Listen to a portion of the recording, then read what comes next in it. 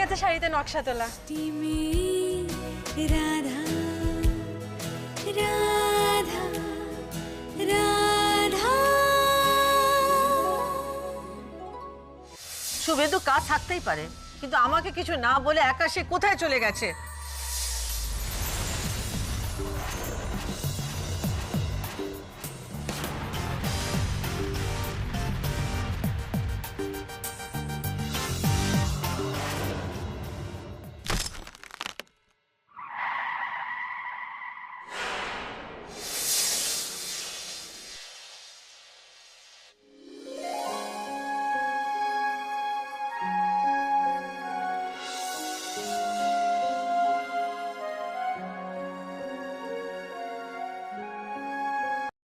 Hey, you stupid girl!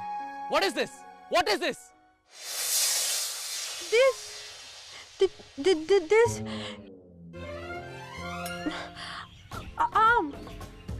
mango, কাঁচা mango.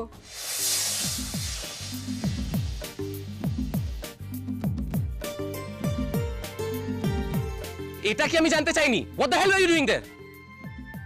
এক্ষুনি তো একটা অ্যাক্সিডেন্ট হয়েছে তো। আমার খিদে পেয়েছিল, তাই আমি গাছে উঠেছিলাম। এর আগেও অনেকবার উঠেছি, কিন্তু এইবার যে গাছের ডালটা ভেঙে পড়ে যাবে আমি কি করে বুঝবো? এই চেহারা নিয়ে আমার গাড়িতে পড়লে আমার গাড়িটাও যেত, তোমার হাত পাও ভাঙতো। ও গণেশ দাদা, এর তো দেখি ভারী আসপর্দা আমার চেহারা নিয়ে খোঁটা দিচ্ছে। কি হলো? হা করে দাঁড়িয়ে কি ভাবছো? কিছু না। ডিসগাস্টিং।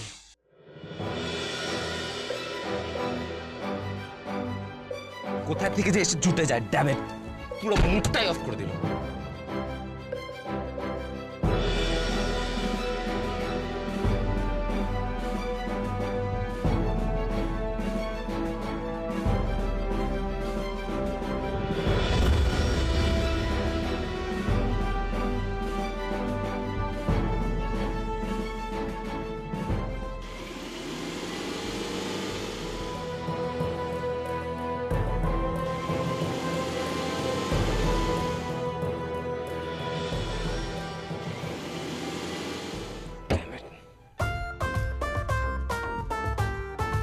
বেশ হয়েছে। Hey you!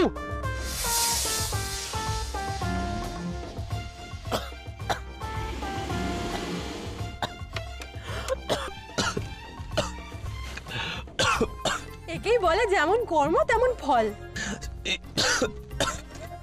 আমি গাছের ডাল ভেঙানোর গাড়ির সামনে পড়েছি তো কি হয়েছে? আমাকে তার জন্য ইংরেজিতে 1 ঘন্টা কথা শুনিয়ে দিল। Oh shit! আমি ইংরেজি বুঝি না তো কি হয়েছে? আমার গণেশ দাদা তো বোঝে, দিয়েছে গাড়িটা গর্তে ফেলে। এখন আমি কি করব? কেন তো আশেপাশে একটা লোকও দেখতে পাচ্ছে, যার থেকে হেল্প চাইবো। এই সব স্টুপিড মেয়েটার জন্য হয়েছে। ঠিক হয়েছে, খুব ভালো হয়েছে।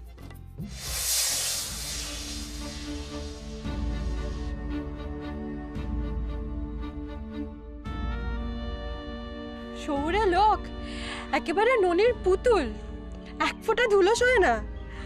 এবার বোঝো ঠেলা। কিন্তু গাড়িটা এখনো তুলতে পারছে না কেন?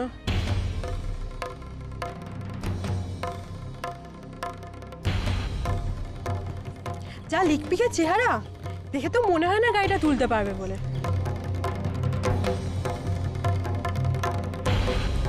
তবে আমার গায়ে যে জোর আছে, আমি তুলে দিতে পারবো। কিন্তু কেন তুলবো? এক্ষুনি যে আমাকে অপমান করলো।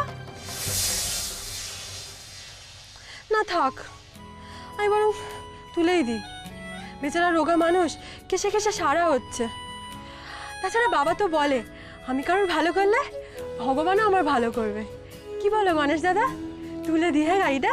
সে ছুঁয়ে দিলে রাত হয় ভোর, সে জুড়ে আছে সারাটা প্রহর, সে ছুঁয়ে দিলে রাত হয়। জয় গণেশ দাদা সে জুড়ে আছে সারাটা প্রহর, সে জানে কান্না লুকিয়ে দুহাত বাড়িয়ে, কান্না লুকিয়ে দুহাত বাড়িয়ে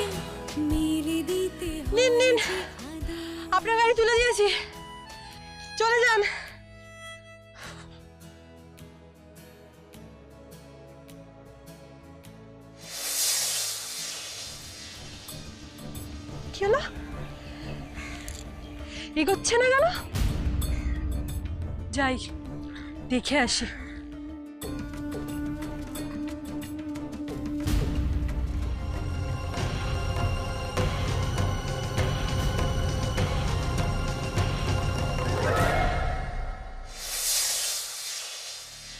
ও হ্যাঁ হ্যাঁ, ওর তো আবার ধুলোবালি অ্যালার্জি, ও তো আবার শ্বাসকষ্ট হবে।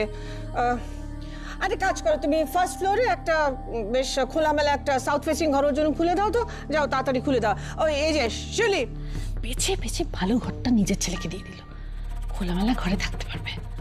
আশ্চর্য, সেলফিশ কথা করে। আমি খুব ভেবেছিলাম যে ঈশানকে ওই ঘরটা দেবো, দক্ষিণ খোলা ঘর। এত উতলা হচ্ছে কেন বলো তো? সময় আছে তো, সমুচয়ে ঢুকে একটা ঘরে সেটেল করো, তারপরে যাও যাও যাও।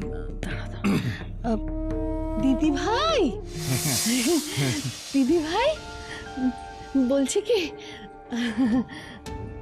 হ্যাঁ আমি ভাবছিলাম আর কি যে কৃষি ওই ঘরটায় থাকবে, খুব ভালো কথা। কৃষির পাশে ঈশান থাকতে পারে পাশের ঘরটায়, না মানে দুই ভাই পাশাপাশি থাকলে খুব ভালো হবে না? মানে সময় অসময় ওরা বেশ বিজনেস নিয়ে আলোচনা করতে পারবে। Oh what, wait wait wait wait, কৃষের পাশের ঘরটাতে না আমার থাকার কথা ছিল। আর আন্টি, আমি কিন্তু ওখানেই থাকবো।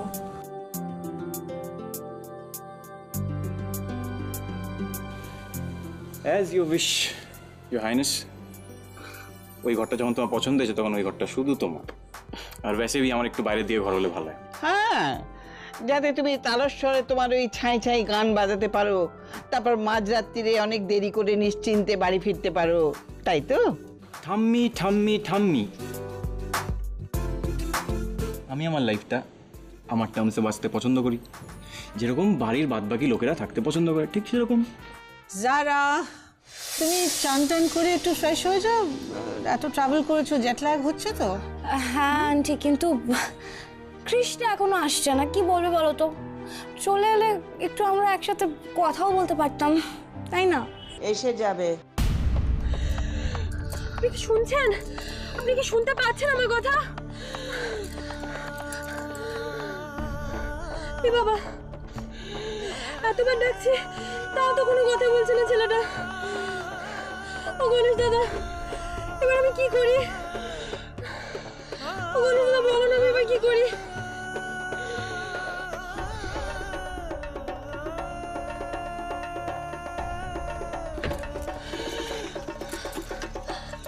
আপনি আপনি কি শুনতে পাচ্ছেন আমার কথা? এ বাবা, এ তো কোনো সারা শব্দই করছে না, শুধু জোরে জোরে নিঃশ্বাস নিচ্ছে। এই সময় বাবাও যে কেন এখনো আসছে না? ও গণেশ দাদা, আমি তো কিচ্ছু বুঝতে পারছি না, আমাকে একটু দাও না বলে।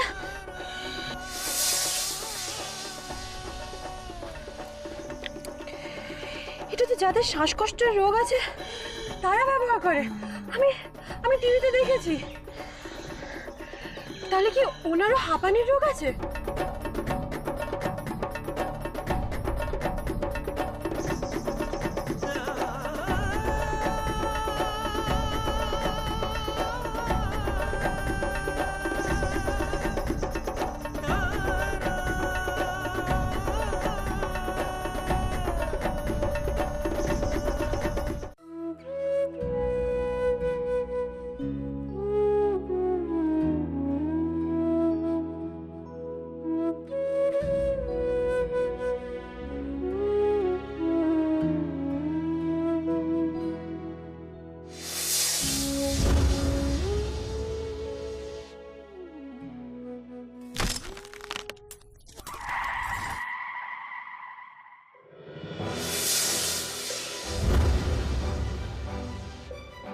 এ কি, তুমি এখানে?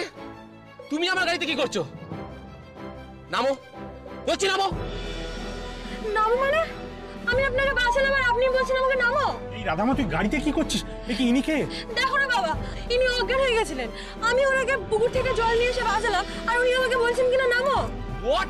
তুমি এই নোংরা পুকুরের আনহাইজেনিক জল আমার মুখে ছিটিয়েছো? How dare you!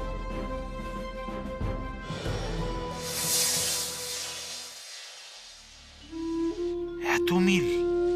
ছেলেটাকে দেখে মনে হচ্ছে ঠিক যেন জোয়ান বয়সের শুভেন্দু। আচ্ছা, একবার ওর কাছে ওর বাবার নামটা জানতে চাইবো। চলো বাবা, ইনি এখন যথেষ্ট সুস্থ হয়ে গেছেন, ইনি এখন একা যেতে পারবেন। তুমি চলো। একটু দাঁড়া মা। একে তো এখানে প্রথম দেখছি মনে হচ্ছে, কিন্তু হ্যাঁ বাবা, তোমাকে দেখে তো বড় ঘরের ছেলে বলে মনে হচ্ছে। তা এই গায়ে কোথায় এসছো? কোনো আত্মীয়র বাড়িতে? কেন বলুন তো? তোমাকে অবিকল একেবারে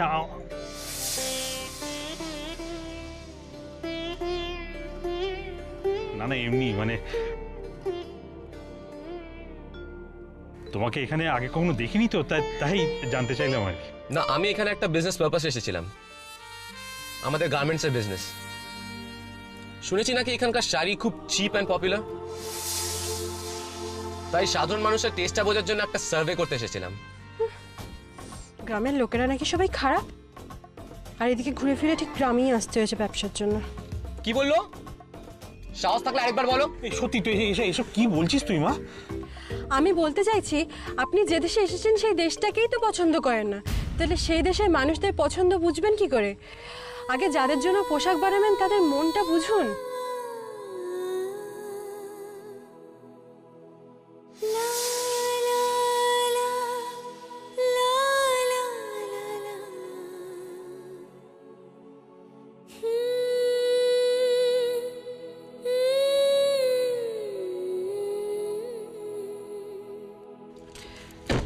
চলো বাবা।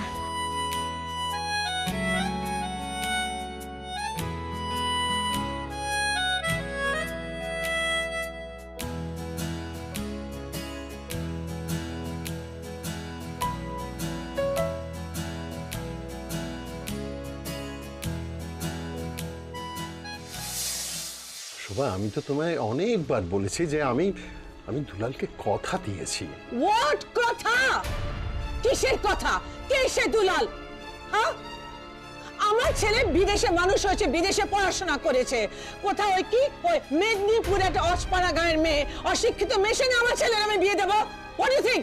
একটা কথা মনে রেখো যে তোমার ছেলে বিদেশে পড়তে পারতো না যদি না ওই মেদিনীপুরের গেঁয়ো দুলাল তার সমস্ত জমি জমা বিক্রি করে আমাকে বিদেশে পড়তে না পাঠাতো। আসল সুদে সব শোধ করে দাও। Take it as a bank loan. তুমি বুঝবে না শোভা, টাকা শোধ দিয়ে দিলেই কি দুলালের প্রতি আমার সব ঋণ শোধ হয়ে যাবে? দুলাল পাশে না থাকলে আজ আমি যেখানে এসে পৌঁছেছি সেখানে পৌঁছতে পারতাম না Shobha. No no no Suvendu, no.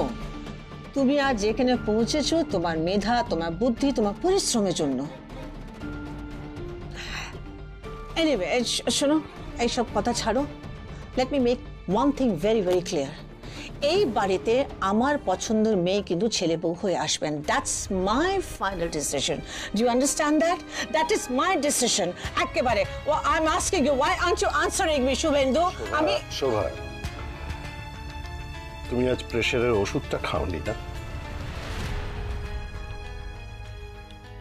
ঠিক আছে, হ্যাঁ, এত কিছুর মধ্যে তো তোমার প্রেশারটাও কদিন চেক করা হয়নি।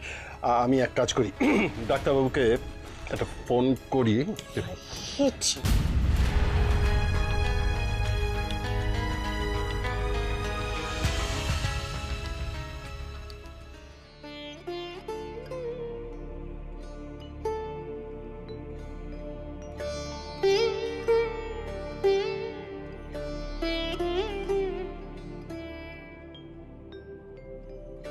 সরি শোভা, দুলালকে আমি কথা যখন দিয়েছি তখন আমি যদি বেঁচে থাকি সে কথা আমাকে রাখতেই হবে।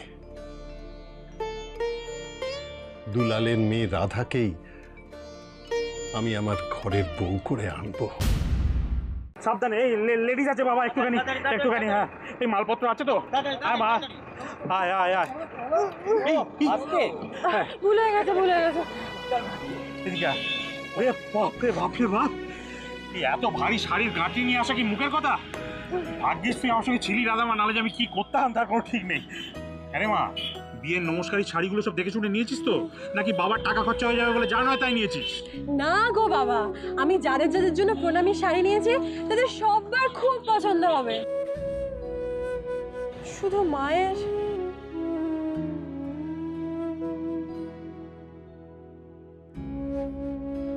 তোর মায়েরও পছন্দ হবে। তুই যে সবচেয়ে দামি শাড়িটা তোর মায়ের জন্য নিয়েছিস তা কি আমি জানি না? যাকে শাড়ির গাঁঠিটা আমাকে দে তো, দোকানের শাড়িগুলো আলাদা করতে হবে তো। তুই মায়ের শাড়িগুলো নিয়ে বাড়ি যা, বুঝলি? ঠিক আছে বাবা। আচ্ছা, আর শোনো, হ্যাঁ বাবা বলো। তুমি যেন এতটা বড় আবার হেঁটে হেঁটে বাড়ি যেও না, হ্যাঁ রিক্সা করে যাবে, কেমন? ঠিক আছে বাবা। আচ্ছা ঠিক আছে, আয় মা আয়।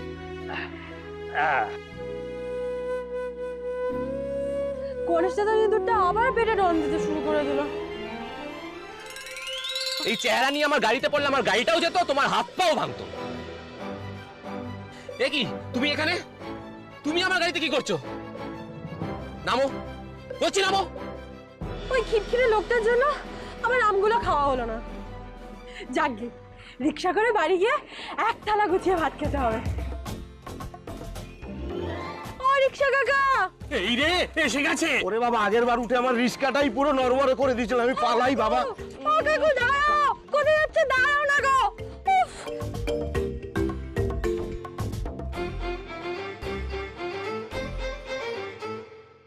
চলে গেল, এবার আমি কি করে যাব? ও কাকু তুমি চলো। যাবো না গো, হাওয়া নেই। এখনই তোমার হাওয়া নেই, এবার আমি কি করে যাব বলো তো? ভালো লাগে না, তুমি চলো তো কাকু। আমার চেন পড়ে গেছে, কি করে নিয়ে যাই বলো তো? দূর বাবা, অমনি তোমার চেন পড়ে গেল, এবার আমি কি করে বাড়ি ফিরবো?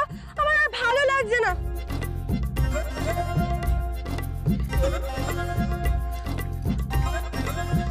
ও বল্টু দাদা চলো।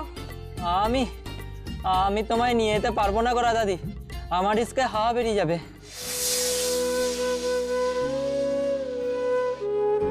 আমি মোটা বলে এত আছেন দা?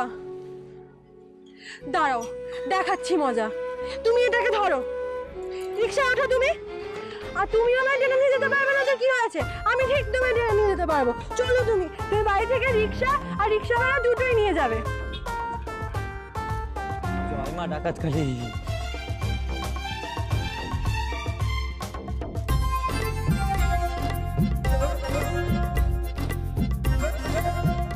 ভাই, হাতিকে কোনদিন রিক্সা চালাতে দেখেছিস? দেখেছি সার্কাসে।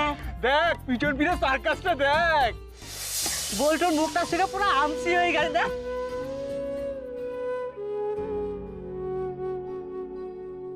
এই বিনা, এই শোন আমার কথা, একদিক দিয়ে ভালোই হবে ওর বিয়েটা হয়ে গেলে।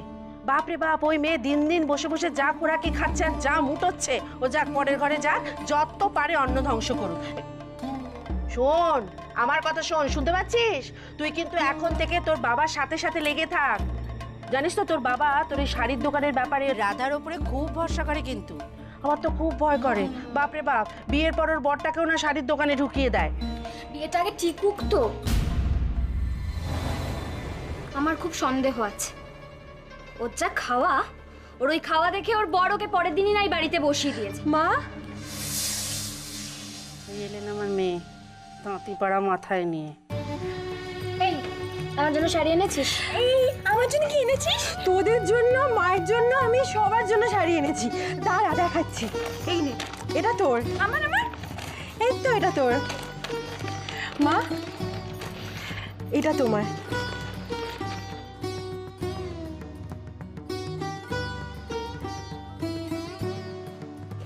হি মা, এ কি শাড়ি এনেছিস রে? এ মা, এরকম হাজার হাজার শাড়ি আমার বাক্সে পড়ছে। হ্যাঁ রে রাধা, লোকে তো বলে তুই নাকি শাড়ির ব্যাপারে খুব বুঝিস, কত সুন্দর সুন্দর নকশা করিস শাড়িতে। তা আমার বেলা হঠাৎ এরকম আদিকালের মেদামারা শাড়ি কেন নিয়ে এলি রে? ঠিক বলেছো মা। আর শাড়িটার খোলটা দেখেছো কি বিচ্ছিরি, জল পড়লেই তো নেতা হয়ে যাবে গো। যাকে, এই শাড়ি তো আর তোর বিয়েতে পরতে পারবো না। ঠিক আছে, ঘরেই পরে নেবো খন। আমার রাধা মা এত শখ করে তোমার জন্য শাড়িটা কিনে নিয়ে এলো, আর তোমার সেটা পছন্দ হলো না? বাবা, শোনো না কি বলছি। মায়ের তো পছন্দ নাই হতে পারে, আমার বিয়ের জন্য তো আরো অনেক শাড়ি আনা হয়েছে বাবা। মা, তুমি বরং ওইখান থেকে তোমার পছন্দ মতো একটা শাড়ি বেছে নিও। না না ঠিক আছে, মার কোন শাড়ি পছন্দ হবে সেটা আমি ভালো জানি, আমি বেছে দেবো। দুলালদা, আরে অঘর, এসো এসো এসো। কি ব্যাপার হলো তো? হ্যাঁ, কেন? রিক্সা স্ট্যান্ডে দেখলাম রাধা মায়ের হবু শ্বশুর বাড়ির লোকজন সব এ বাড়ির দিকে আসছে।